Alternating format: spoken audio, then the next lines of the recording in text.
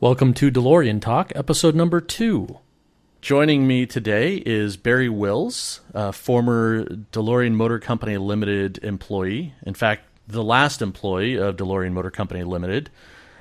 He is joining me from Coventry, England. Is that correct, Barrie? Meriden, England. Meriden, England. Meriden, which is the centre of England. Oh, got it. Near Coventry. Well, thanks so much for being on DeLorean Talk. This is should be exciting and interesting. I know that you recently went to Eurofest. I was not there, and there was a lot of people not there, but the pictures looked fantastic, and there was even a picture of you up there speaking. Have you been to other Eurofests in the past? No, it's the first I've been invited to. I consider it, of course, to be very much an owner's event rather than a former employee's event, so I wouldn't presume to just show up or even apply. I felt very privileged and honoured to be asked to attend this year and to be given the opportunity of speaking to the assembled 250 people, which was very impressive. I did not realize there were that many people there. The pictures I saw, I think, that said that there were 70 to 100 cars that showed up. That's pretty impressive. Yeah, I think there were just under 100 cars, and the other impressive thing was that the attendees came from as many as, I think it was 18 countries. Wow. Well, I know there were several people that I know here in Southern California that went. Yes, I met one or two of them. Oh, awesome. Had I bought my car a year ago, maybe I would have been there, but I'm a new owner myself, only November of 2015, so still learning. Welcome to the club. Thank you. Good. And in fact, that's one of my questions is let me go back a little bit. You just released a book, John Z, The DeLorean and Me, Tales from an Insider. It came out in October of 2015. I bought my copy from DeLorean Motor Company, Huntington Beach, or DMC, California. And I know it's on Amazon as well. I started reading it, but there's so much information in that book. That is not a coffee table book. No, it wasn't intended as a coffee table book. It was meant to be. An account that supplemented Nick Sutton's wonderful history of the DeLorean project, the DeLorean story, which was published, I think, in 2013. Having read that, I thought it was a very superb outline history of the company, particularly the company in Northern Ireland. And I'd had on my mind for many, many years the thought of putting my memoirs, if you like, into print, and it was Nick's book that triggered that. Good. Well, good for all of us, because just from what I've read so far, so much fantastic detail, and I'm excited to dig into it more, and I'm sure plenty of other people are. What I have not gotten to, and I don't know that it's in your book, and hopefully all of these questions aren't already covered, but not everyone will read the book. Do you own a DeLorean, or have you ever owned a DeLorean? I do not own a DeLorean. I have never owned a DeLorean. I had a DeLorean as a company car in Northern Ireland. In fact, I had one of only 12 right-hand drive conversions of the car. Wow. I was, we haven't covered this point yet, but when the company got into financial difficulties and went into the British equivalent of Chapter 11, which was called receivership, halfway through the receivership, I was appointed chief executive of what was left of the company to hold it together. When the unfortunate state of liquidation occurred, I was offered the opportunity to buy my company car for the princely sum of £5,000, which then would have been about, I guess, $8,000 US. Wow. For lots of reasons, I said no. That is not my best ever business decision, and I regret it immensely. I bet. We've all done that, seen those great deals and passed them up. Fantastic, though. So there, as far as you know, there were only 12 Has anyone else done right-hand conversions since then? Yes, I believe they have. I think particularly in Australia, the Australian government have a strange law that says that if you import a car into the country, even if it's a classic, because like we Brits, Australia having been part of our original empire, they drive on what you would regard as the wrong side of the road. And so they insist that all cars are converted to right-hand drive. Huh. So, as I understand it, there are several subsequent conversions over and above the original 12 that were contracted by the company, by DeLorean Motor Cars Limited in Belfast, to be converted to right-hand drive, originally purely for the use of directors at Dunmurry and senior management in Dunmurry. Nice. And you were one of those. In fact, you were the last employee, right? I was almost the first, yeah, and very nearly the last. I was certainly the longest serving. I started in October of 1978, within 2 weeks of the groundbreaking at Dunmurry, and I left in February 1983. When I literally handed over the keys of the plant to the auctioneers, but left behind 2 trusted employees, Dick Mulholland and Paul Murray, to work closely with the auctioneers, which they did for a matter of several months. That was one of my other questions, was were you involved in the final auctions? And it sounds like you had finished your tenure at that point and handed off the keys. Yes, my responsibilities really ended once the plant and equipment left in the Dunmurry factory had been organised into groups of similar equipment, fully labelled up with a lot number and all the other things that have to occur at an auction. Once that was done, the site was clear. All the employees had left, apart from 2, which I left behind, and were in fact employed by the auctioneers for a short period of time. Oh, got it. So you could argue that I was the last man out. Right. So to go backwards through my questions, I have read your account of your interview with John DeLorean and getting the job, turning down the job a few times. Very interesting. That'll be a great thing for people to read in the book. But I'm wondering about your relationship with John DeLorean. Were you friends after he hired you? Obviously, it's a job, but at some point, did you become friends? Did you spend any time together? Did you come over to the U.S. to see him before, during, or after the court case? Well, there are a few questions there. Let's take them one by one. Firstly, I didn't know John before I got a phone call that asked me if I would like to meet him. Having accepted the job, by that time he was somebody that I had grown to like immensely through the 3 meetings I had with him. The third one, of course, you've missed out the point that his wife Christina was there. It was a strange meeting over lunch with 3 of us. And that, which I'm sure John contrived. Anyway, I think more than anything, it was Christina's charm that encouraged me to join the company. Once I was in place, yes, you've got to remember that I didn't work directly for John. I worked for a managing director, Charles Bennington, and later, once we were heading towards production, the second managing director, Donald Lander. So my direct association with John was fairly limited. I did visit him 2 or 3 times in New York, always at the request of my managing directors, never in any way going behind their back. I was very fortunate that to be asked to attend the testing of the twin turbocharged cars that Legend Industries designed, developed and constructed on Long Island in November of 1981, when I spent quite a bit of time with John.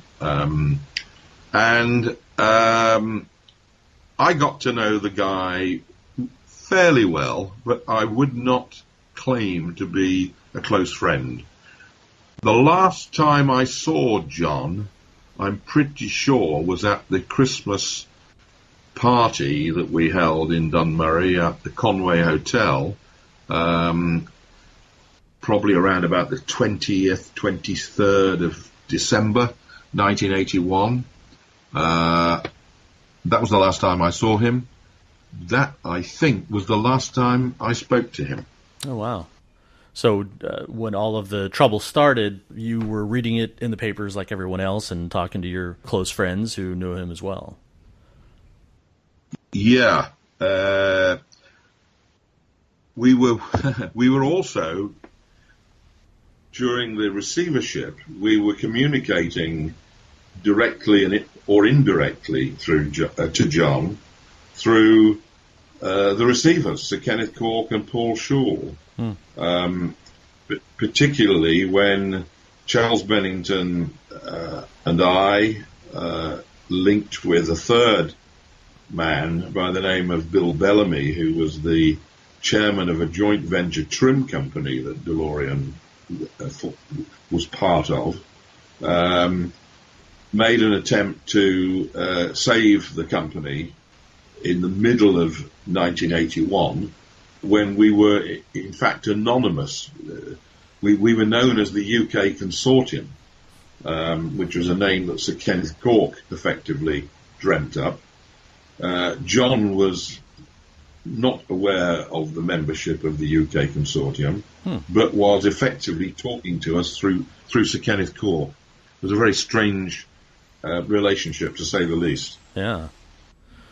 So during the receivership time, how did the media treat you during that time? Were you the bad guy face of the company? I mean, like many DeLorean fans over the years, I've read about the employees striking and how upset people were. Obviously, people were in need of jobs; things weren't great. But did you become the bad guy because you were the one in charge? No, I don't think I did. I'm not the person to judge in a way, but no, I never felt the bad guy.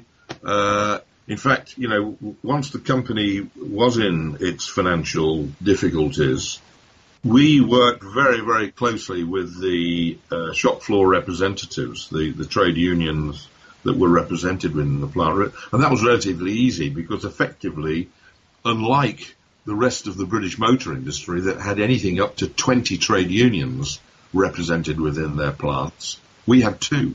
Wow. We were a breakthrough in industrial relations, and we had 2. So it was relatively easy to communicate with the representatives of the shop floor.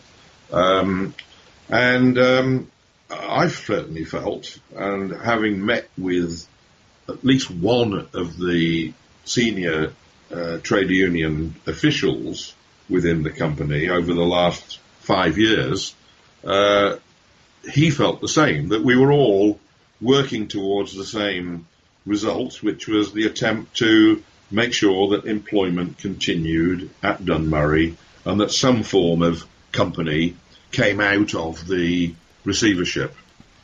And that did not happen.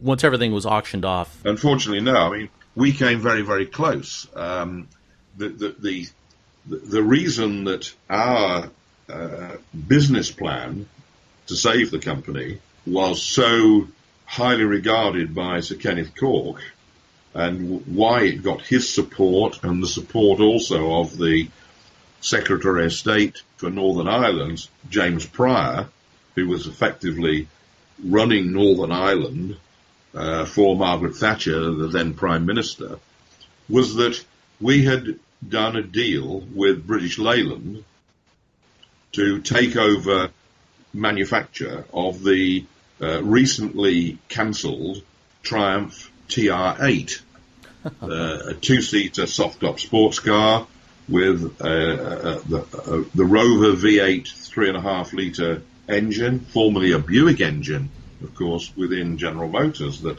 Rover had purchased from GM, and build that in Dunmurry alongside the DeLorean. the deal with British Leyland did not allow us to use either the Triumph brand name or the TR8 model name, but we overcame that by doing a deal with Donald Healey and his son Geoffrey Healey of the famous Austin Healey sports car brand, through which we could rename the Triumph TR8 the Healey 3500, you know, shades of the Healey 3000, of course. Right. And unfortunately, from John's point of view, because John's name by the middle of 1981 had become, frankly, toxic in Britain. Sure. Particularly in the City of London, particularly amongst the financiers. So had we succeeded, the DeLorean DMC-12, to use its code name, would have become the Healey Gullwing. So there would have been two cars produced at Dunmurry, the Healey 3500, the Healey Gullwing, built within a company called Dunmurry Motor Company, DMC. Wow. We wanted to retain the DMC logo, which had become so famous by then, of course. And that is something that John agreed to, along with another 19 questions that Sir Kenneth Cork took to John DeLorean in New York at the beginning of August of 1981. Wow.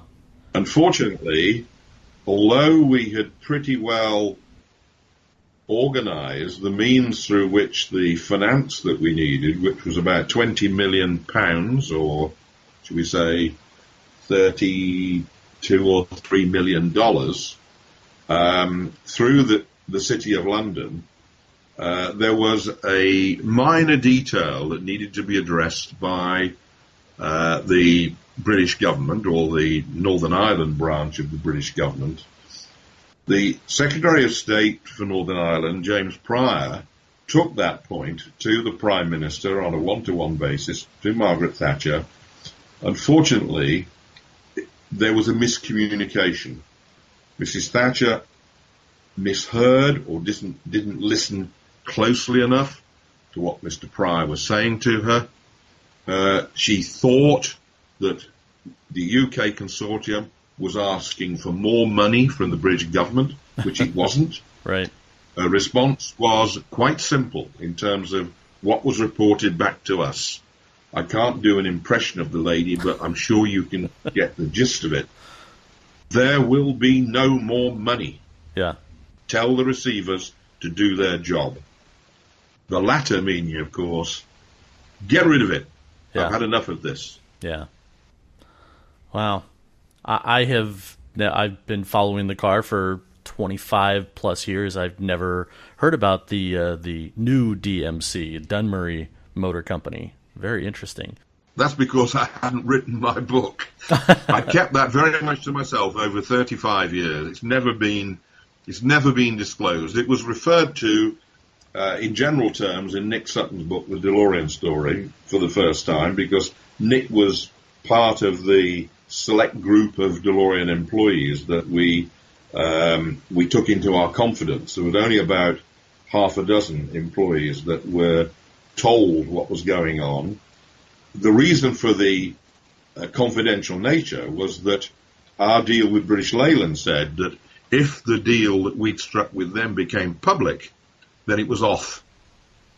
They were very concerned about the prospect of their workers in the UK, many of whom had been made redundant with the stoppage of production of the TR8 and its sister car, the TR7, the one with the 2-litre engine, that would result in a lot of protest.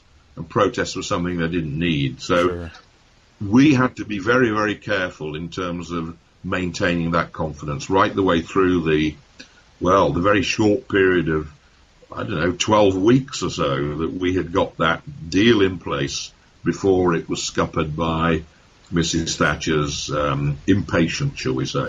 And it was that, of course, that allowed John back in. The receivers had struck a deal with John that if and when the so-called UK consortium deal failed, then John could come in with one more attempt. Right. And it was that one more attempt that led to his entrapment by the FBI in the infamous cocaine sting. Right. So, first, fascinating. I'm like I said, I have started the book, but I'm excited to get to that part, the new DMC. Talking about the cocaine, being a new owner, which is very different than just being a fan, because I've gotten to know other owners better now. Several of them tend to get kind of impatient and don't like the jokes, and that's the only thing people remember about the car and about John DeLorean. Only recently, I ran across that letter that has been published in one of the books that I think that I saw you online had said that looks like John's signature and handwriting. It is a letter where John has written a letter to someone named Tom saying he is going to go meet with some drug dealers and basically try to take advantage of them by selling them stock in a company that doesn't exist or that won't exist. Are you familiar with that letter? Yes, I've read the letter. I think it's in John's autobiography. It's something that I'd forgotten about,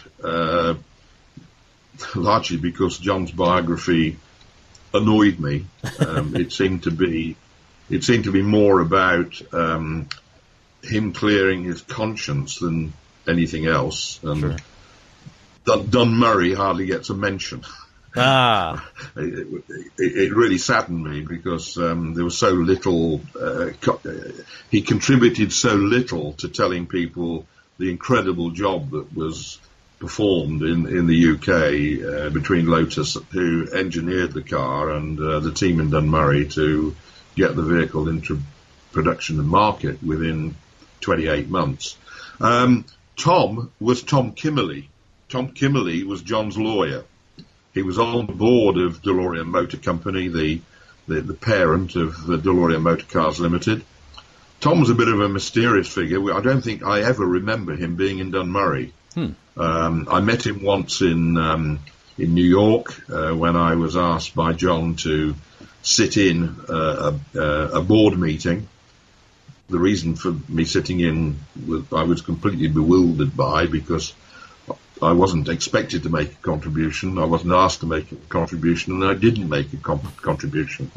It enabled me to say I attended a board meeting. That's about all. But I'm very, very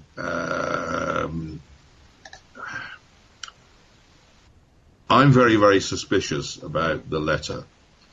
I'm not entirely convinced that was written before John's arrest. Oh.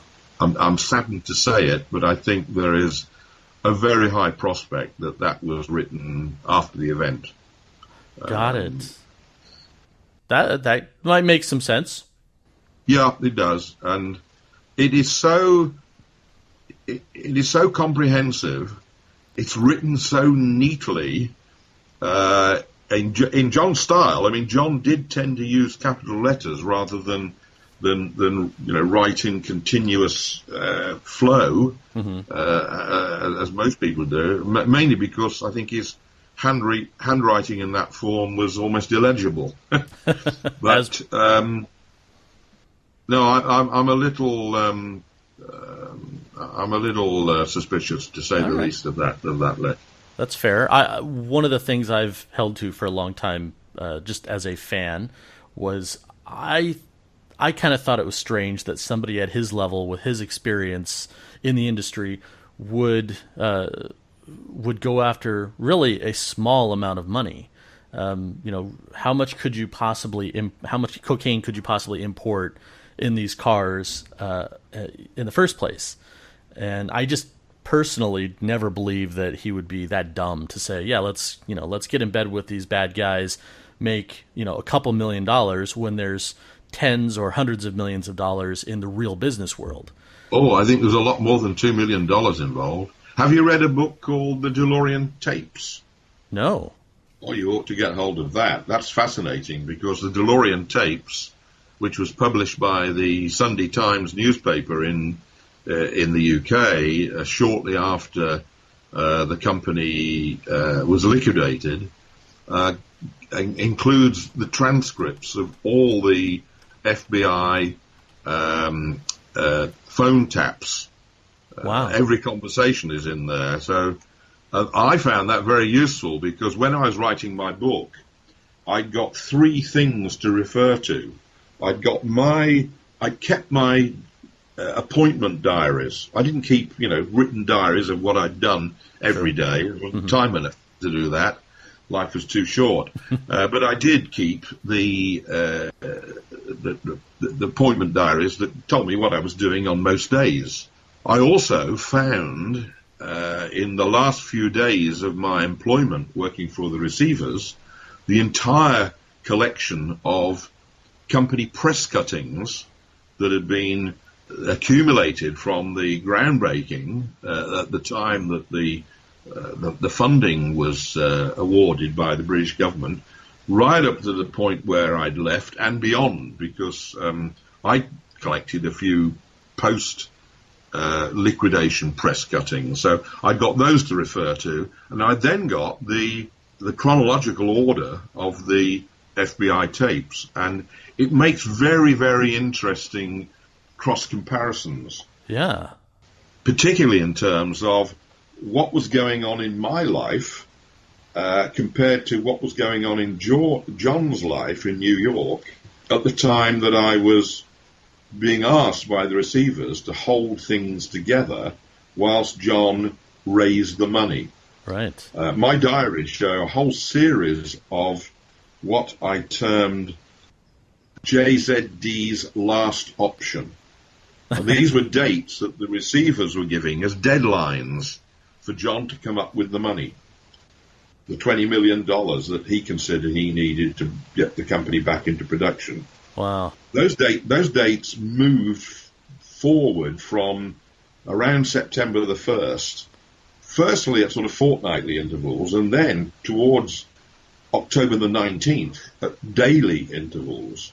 And when I compare those deadlines to what was going on in the conversations with the drug dealer Hoffman and the FBI agent Benedict, whatever his name was, you can see how I can construe communications going from the FBI to MI6, from MI6 to government, from government to Mrs. Thatcher, from Mrs. Thatcher to James Pryor, from James Pryor progressively to the receivers. Wow. To the point where, on the evening of October the 19th in the UK, bearing in mind the time difference of 7 hours, is it, to the west coast of America? Right. On the day during which we had been in Dunmurry planning the last details of rehiring people, getting the suppliers switched on again, getting everything ready in the plant for the recommencement of production,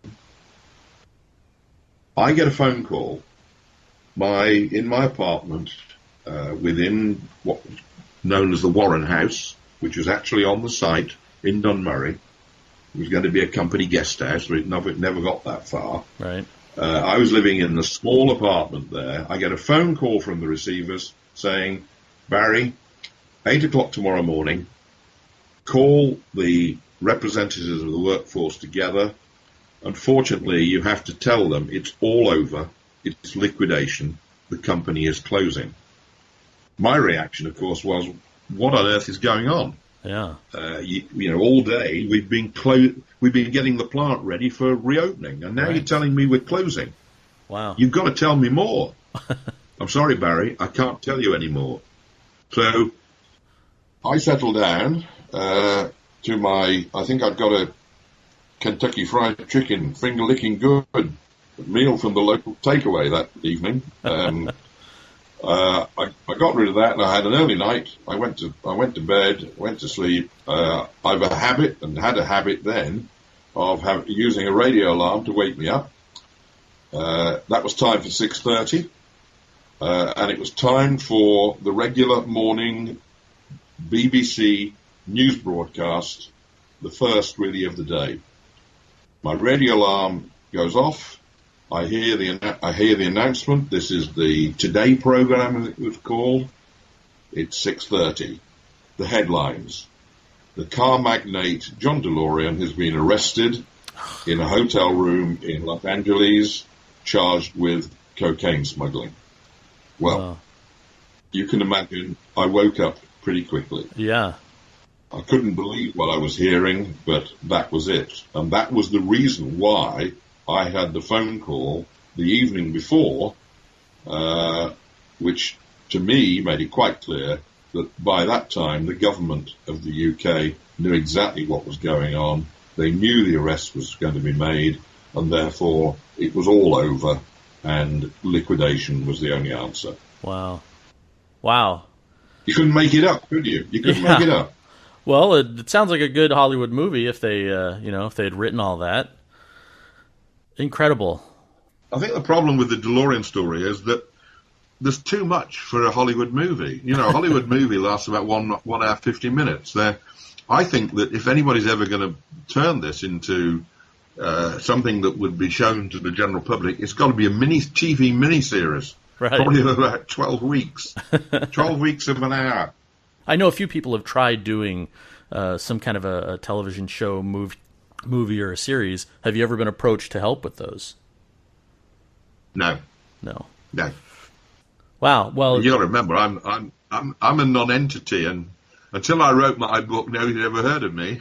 Yeah. Well, and I'd seen your name around on the boards, but you are such a fantastic resource. You know, going through the last few months of closing that plant, 4 years after I'd moved onto a 72-acre bog, and with Charles Bennington and George Broomfield and the other key guys that got that plant up and running, by the time I handed the keys over to the auctioneer, frankly, I'd had enough. Yeah. It was a very, very emotional experience, and I basically just wanted to get on with my career, get on with other things, and I didn't really want to labor over what had happened or the history. I just got on with the rest of my life, and I got on with the rest of my life for another, 35 years. I retired in 2007, having spent 50 years in the auto industry. And DeLorean was just 4.5 years of it. Right. So it's only been, as I say, it was Nick Sutton's book. Nick, of course, worked for me as purchasing manager. It was Nick Sutton's book that triggered me to set about assisting him to do something that I know he set out to do, which was to set the record straight. Yeah.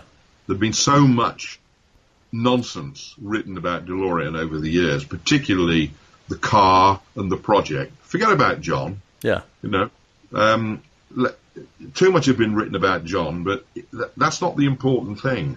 There were 2,500 people, plus another 300 at Lotus, plus another 20 or so at Ital Design in Turin, who worked their socks off to bring into production a sports car, a unique sports car, stainless steel body, gull-wing doors, rear engine, John's 3 features that had to be, were sacrosanct, brought into production and sale in a record 28 months. Yeah, and that's one of the incredible things as a fan for a long time that I've always talked about the car, that, you know, normal giant car companies take years to develop and build cars, and DeLorean somehow got it done in a crazy amount of time. And I'm not even in the industry, and it seemed amazing that could be done. But you were there. That is just fantastic. I imagine that that book of the clippings is quite a treasure, and maybe one day you'll think about converting that to be a digital, hand it off to someone. You got to be joking. I have difficulty connecting on Skype. No, my plan is I'm going to give that to the DeLorean Museum in Houston, Texas. Great. I promised them once the book was finished, I'd get it to them. Oh, along with all my other stuff that I've accumulated.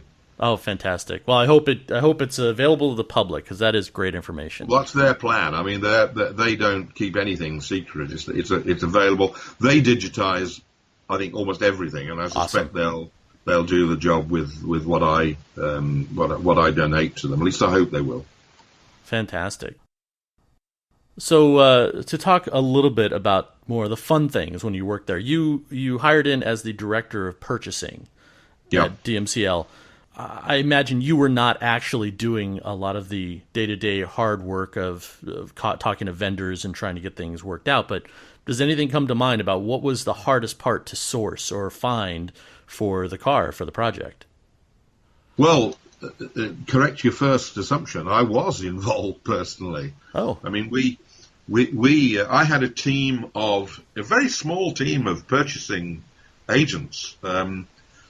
In fact, I look back now and I compare it to the size of purchasing departments in organisations like Jaguar Land Rover that I'm not familiar with, but I'm aware of.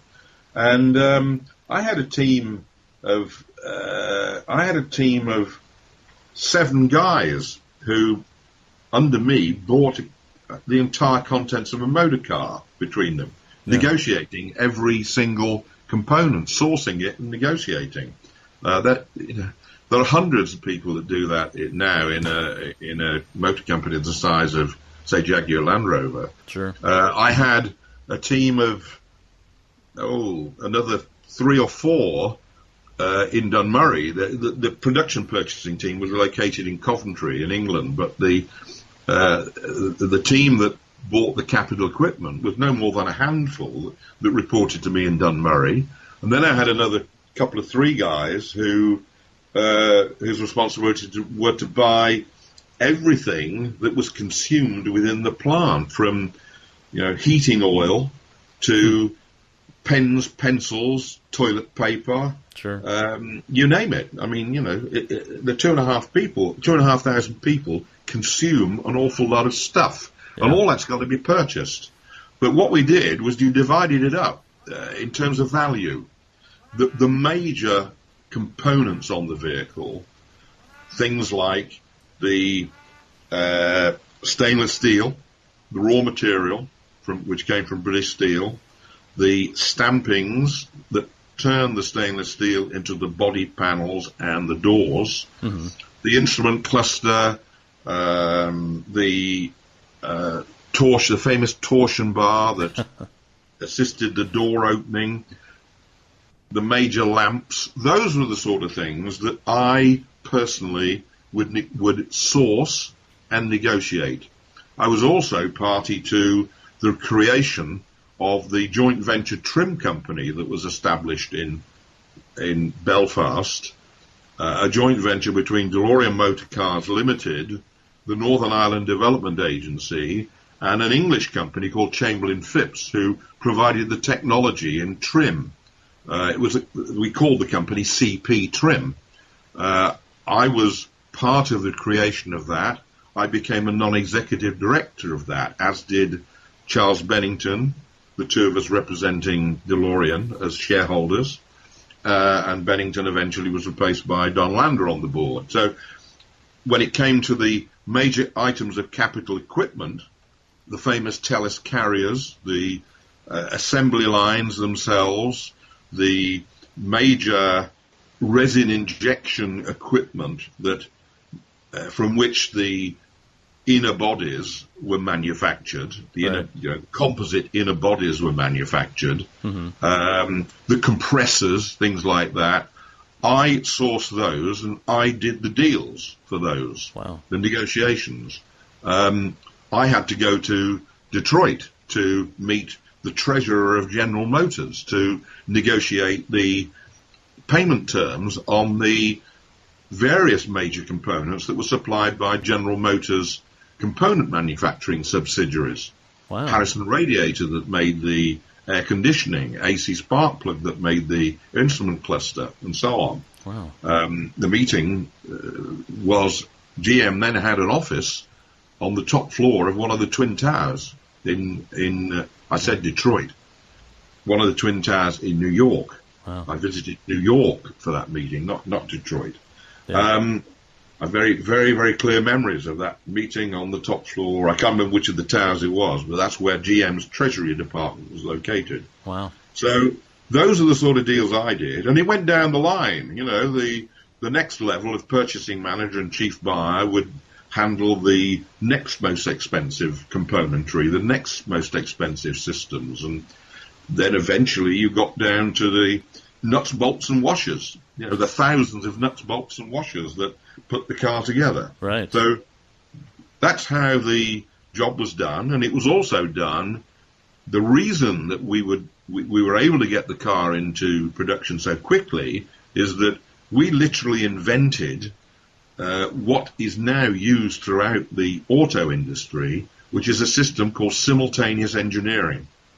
It's where the engineers that are developing the car and the components within the car are working hand to hand with the buyers that are buying those parts, so that you're bringing in the technology of the supplier companies early on in the development of the car, so that it makes that much easier for the vehicle engineers to do their job. And you've got that phenomenal extra resource that the suppliers have that you can bring into the equation. Now, that is now the common process that every car manufacturer uses. They still don't do it in 28 months. Nobody's even as crazy to try it. But yeah. we invented it because it was the only way we could get the job done. Yeah. And it was that relationship between the Lotus engineers and the DeLorean buyers that was the one of the most crucial parts. And, of course, the manufacturing engineers under George Broomfield were also working closely, so that as the car was being engineered at Lotus, they were planning the plant. They were deciding which plant and equipment was needed to install within the plant, what special tools were needed. So everything was being done in parallel. The two teams of DeLorean manufacturing and DeLorean purchasing could not have been more close to the Lotus development team, even if we'd all been part of the same company. Right. We did, in fact, operate as if we were one company. Yeah. You couldn't see the join. I have been in the software industry for a long time, and in the last 10-ish years, the term that has arisen is called agile development, which is different than what's called waterfall. Waterfall is long process, long planning, build up. If you start, on day 1 and you deliver something on day 500, things could have changed in between. It sounds like you guys were doing that agile process of just in time. You figured out what you needed right now, Yeah. you got it. You Yeah. figured out what you needed right now, you got it. Yeah, That's fantastic. that's exactly. I contrast it to early in my career. I started my career at Jaguar, and then moved into, when Jaguar became part of British Leyland, I moved into the truck and bus division of British Leyland. And at the age of, I think, 25 or 26, I was given a very senior job as supplies manager of the bus manufacturing part of British Leyland. And to my absolute horror, when I moved in there, I walked into the engineering department at Leyland that had been in place for 50 years or so, designing trucks and buses.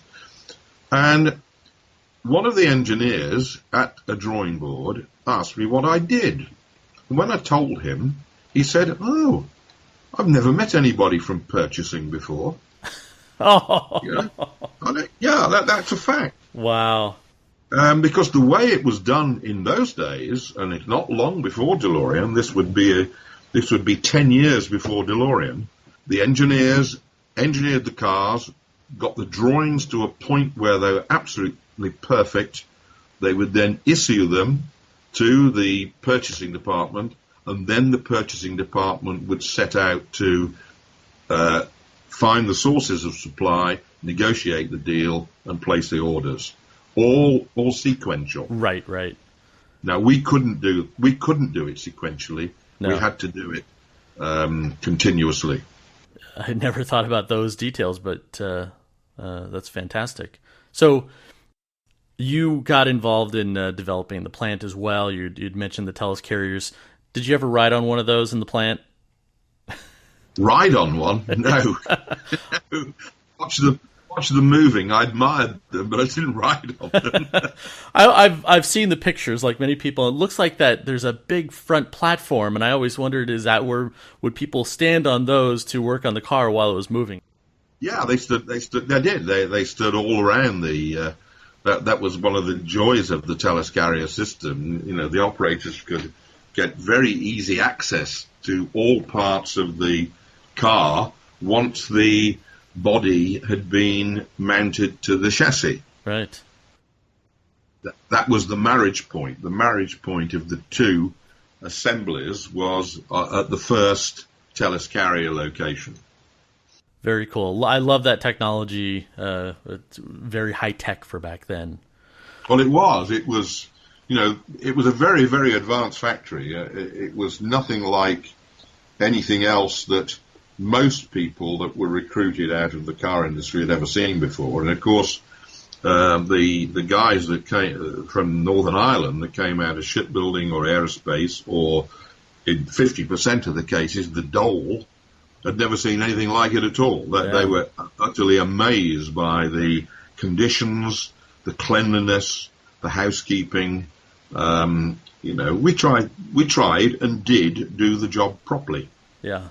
How incredibly sad that must have been for so many people, not just the employees, but literally everybody involved, to have this great opportunity and then things fell apart. Yeah, I mean, what I haven't mentioned, of course, is in that context of the suppliers. We could not have had a more committed bunch of suppliers. Yeah. Everybody became involved because the suppliers had to move at the same speed we were moving at. Yeah. And therefore, you know, it wasn't just a case of finding the lowest price. It was finding a supplier that had got the enthusiasm and the commitment to work the same way as us. And we had very large corporations that were doing it. I've already mentioned General Motors subsidiaries. We had subsidiaries of Peugeot, the French car manufacturer, who were component manufacturers. We had major subsidiaries of the British corporation GKN that were probably the biggest component group in Europe at the time, all working flat out, all enthusiastic. One of the ways we maintained their enthusiasm was, as soon as we got cars that were drivable, it may not be saleable, but they were drivable, mm-hmm. We took them to the suppliers. We took them to the shop floor. We let the guys who were making the components see where their components were going. That was tremendously successful. That is, again, going back, that is the agile methodology, is you see things as they progress. You don't wait until the very end, the finished product, and everyone gets to see it. That is just so interesting to me that you guys developed that kind of workflow back then. Well, we were doing it between 1979 and 1981. Yeah. So, during your time, did you said you had been to New York a few times. Did you ever get a chance to visit any of the DeLorean dealerships in America? Oh, yeah. In fact, before I'd really started doing much detail on the purchasing side, John wanted me to become totally familiar with the project. I know he did the same with Bennington and one or a few others. That I went over to the States in the early days of 1979, the early part of January 1979. I went to New York to meet John. I doubled up in as much that I met every one of the U.S. suppliers that had been partly involved in building Bill Collins's prototypes, the two prototypes that were built under the auspices of Bill Collins, John's original chief engineer. Mm-hmm. But I also went to California to meet C.R. Brown, who was the vice president sales and marketing and had worked very closely alongside John, the guy who really was key in attracting the dealers. We already had over 250 dealers at that time that had all invested in the company, of course. And Dick took me to meet a number of dealers in California. So that was all part of the learning process, and it was very quick and easy to identify the commitment. I talked about commitment of suppliers. There's also an amazing commitment from the dealer network, not just in the amount of money they invested each in the company, but also in the confidence they had in guys like John and Dick Brown and their respective teams, and the enthusiasm they had towards the car. I'm surprised that a director of purchasing would be involved at any level at the dealership. Well, it was all part of John getting me committed and getting me up to speed with all that was going on. Wow. Because if I'd got to sell the project to the suppliers, and you've got to remember that the background of what we were operating within, very soon after the finance had been awarded by the British government to the project and the site had been allocated, most of the British press were very hostile towards us. So we had to counter that in selling the project to the suppliers. Me, as far as I was concerned, and my team of purchasing guys were concerned, they need to themselves believe in the project. They needed to know as much as possible about the project. I couldn't send them all to California and them around the dealerships, but I was able to convey to them the enthusiasm of the dealers, the quality of the people that were working for Dick Brown and were working for John in New York and California. So that was all part of John's very, very smart approach to making sure that I was fully up to speed with all that was going on, and I could convey that to everyone else. Yeah, a good team, everybody knows what's going on, so there's it's not just, you're not just one cog who says, I don't care, I did my job. If everybody knows everything going on, they can be more committed. Wow, fantastic. So, last few questions, and these are really related to a lot of the, at least American public. I honestly don't know what the popularity is of the Back to the Future movies in Britain, but a lot of people have argued that if it wasn't for the Back to the Future movies, that the DeLorean might have kind of disappeared and just been another one of those cars stuck in a garage. Well, firstly, the Back to the Future movies are probably as popular here in the UK as they are anywhere else in the world. In fact, I've had it quoted to me that the movies, at least one of the movies, is being shown somewhere in the world every minute of every day. I believe that. And certainly, I don't watch it that often these days. I've got two sets of kids, two from my first marriage, which was around the time of the DeLorean project, that were under 10 then and are now in their 40s. And two of the kids who were one early 20s and the other coming up for 20, all four of them are fans of Back to the Future. All four of them think, of course, that Dad did it all on his own, but I have to put them right about that.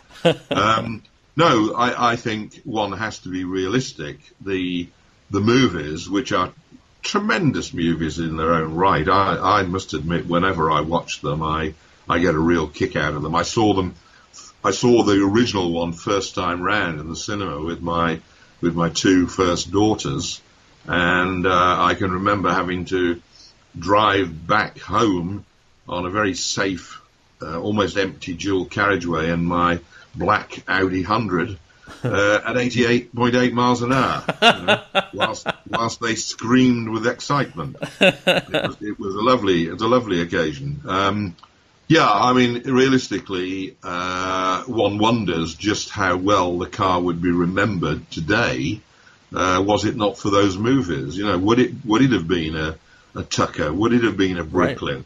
Right. Nobody, I know what those two cars are because I'm a car nut. But the general public have probably never heard of a Brooklyn and have never heard of a Tucker. Right. Few more might have heard of the Tucker by virtue of the movie. The other movie, right. Unfortunately, it wasn't very successful, but I watched it. I have a copy of that movie. I love it. So, a question just came to mind. At some point, I read a letter that John had written to the filmmakers about being thankful that they used his car in the movie. That made me think that he had no idea that they had purchased several cars and that they had turned it into a time machine.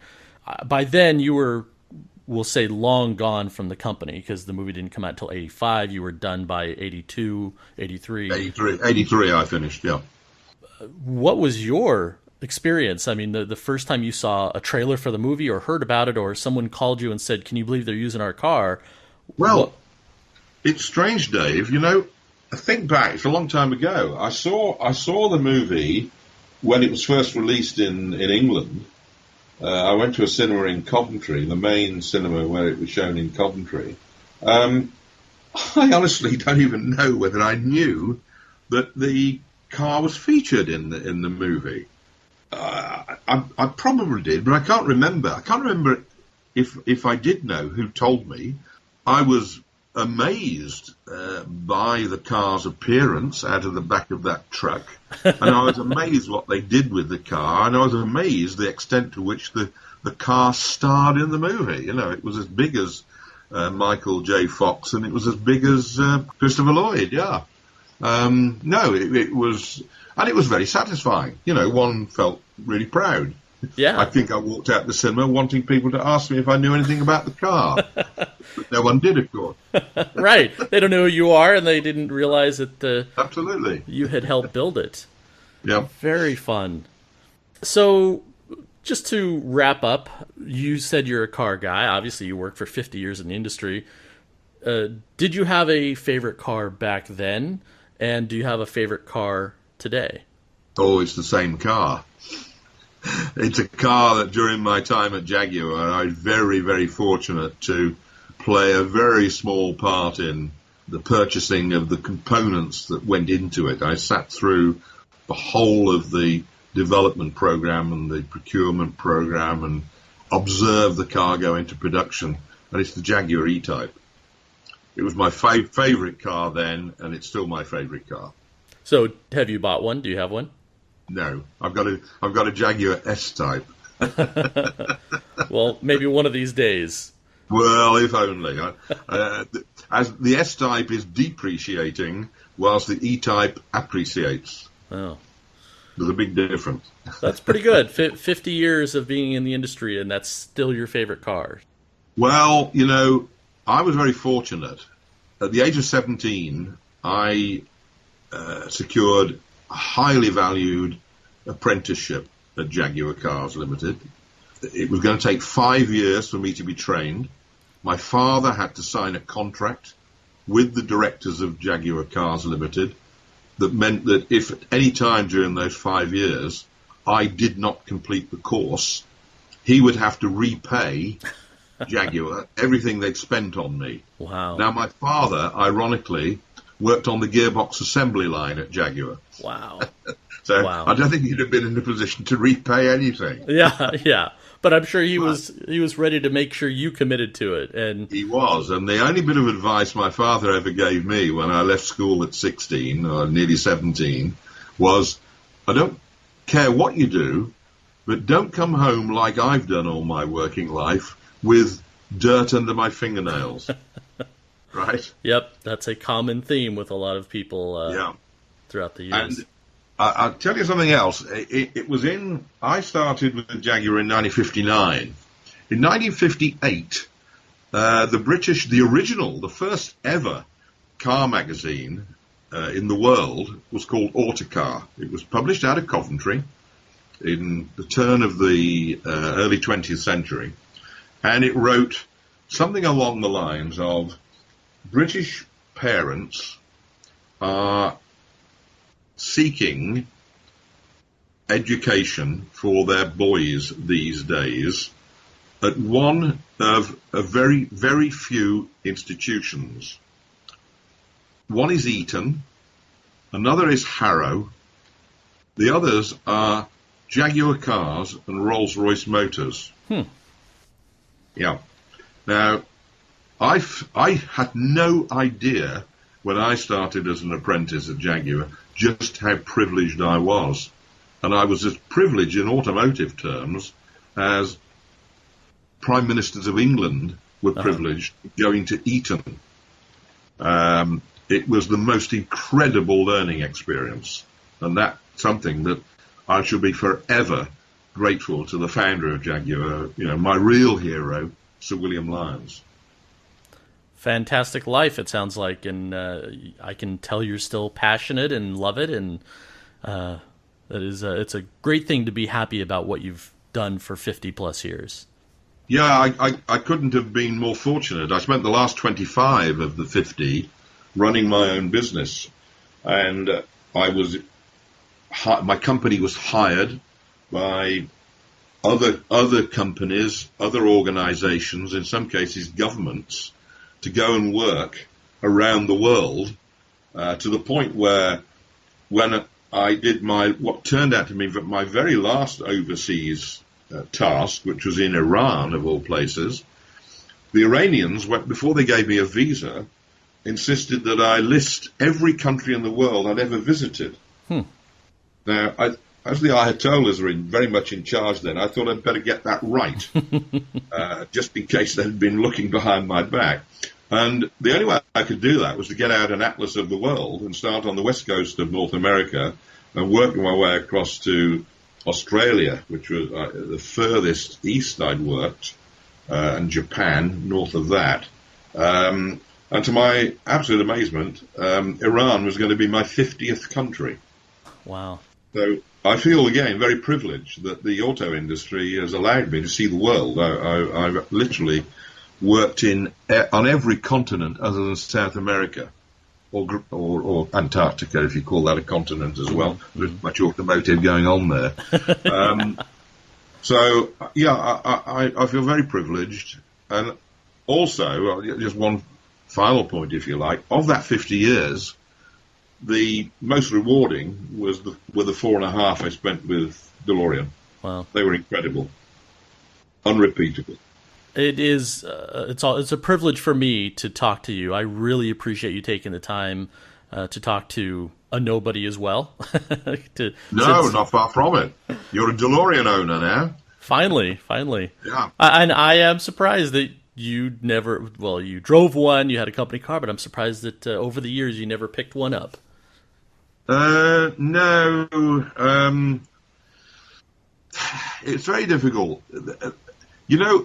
One of the reasons I've already mentioned it. One of the reasons I wrote the book, and one of the reasons why I've done things like helping organise the first and only reunion of former DeLorean employees that was held in Northern Ireland last year. The reason why I attended Eurofest and participated for the first time in a major gathering of owners was all part of this setting the record straight, which is most important.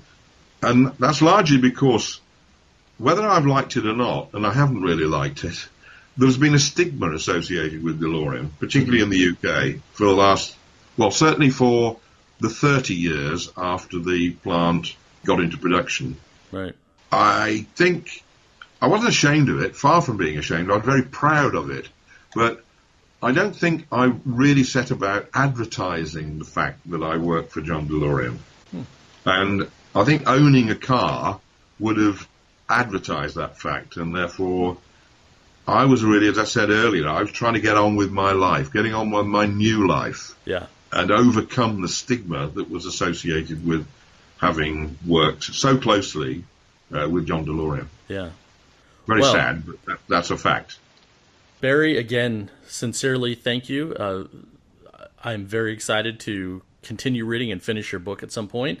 I'm very thankful, like many people, that you are involved in the online community. A lot of people turn to you and ask questions, and you're just so willing to give an answer or a direction, and I think that we're very lucky to have you. So, well, it's also, remember, because I'm alive. Yeah. Unfortunately, that there aren't many of my peer group that are still on this mortal coil. It's one of the reasons why we held a reunion last year. We're going to have a reunion. We better have one quick before it's our turn.